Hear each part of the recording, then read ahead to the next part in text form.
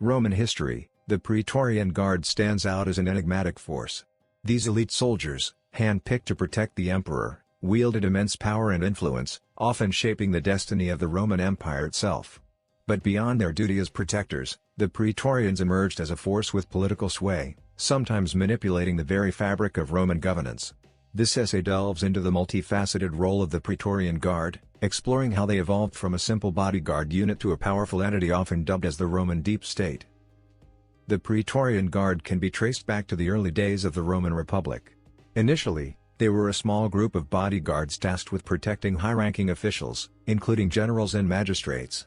However, it wasn't until the reign of Augustus, the first Roman emperor, that the Praetorian Guard took shape as an organized and formidable force.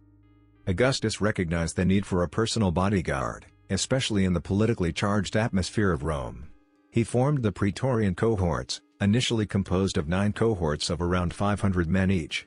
These soldiers were handpicked for their loyalty and skill in combat, and their primary duty was to protect the emperor and his family.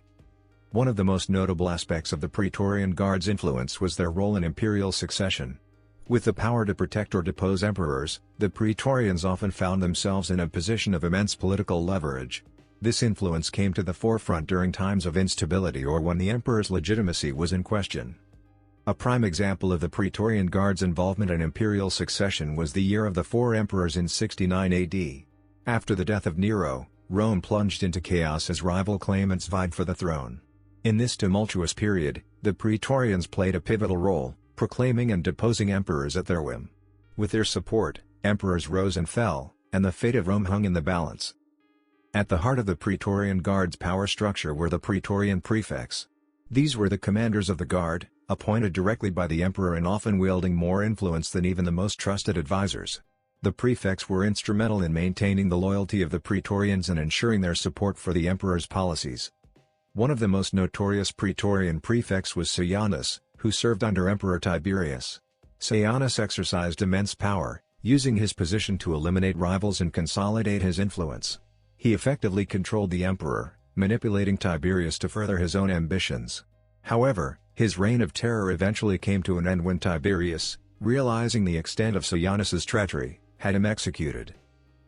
As the Roman Empire entered its decline, so too did the power and influence of the Praetorian Guard. The Guard became increasingly corrupt and prone to meddling in politics for personal gain. Emperors, aware of the threat posed by the Praetorians, sought to limit their power, often by appointing their own loyalists to key positions within the Guard. The decline of the Praetorian Guard came to a head in 312 AD, during the reign of Emperor Constantine the Great. Constantine, seeking to consolidate his power and reform the empire, disbanded the Praetorian Guard altogether. The Castra Praetoria were demolished, and the Praetorians were either disbanded or integrated into the regular army. Despite their ignominious end, the Praetorian Guard left an indelible mark on Roman history. They were instrumental in shaping the destiny of the empire, often wielding power far beyond their original mandate as protectors of the emperor. The Praetorians' role as kingmakers and power brokers earned them a reputation as the Roman deep state, a shadowy force manipulating the levers of power behind the scenes. The Praetorian Guard stands as a cautionary tale of the dangers of unchecked power. Their rise to prominence, marked by loyalty and duty, ultimately gave way to corruption and manipulation. Yet, their legacy endures as a testament to the complex interplay between politics, power, and the human desire for control. Despite the fall of Sejanus, the Praetorian prefects continued to exert significant influence throughout the empire's history. They became kingmakers in their own right, often determining the fate of emperors and influencing imperial policies to serve their interests.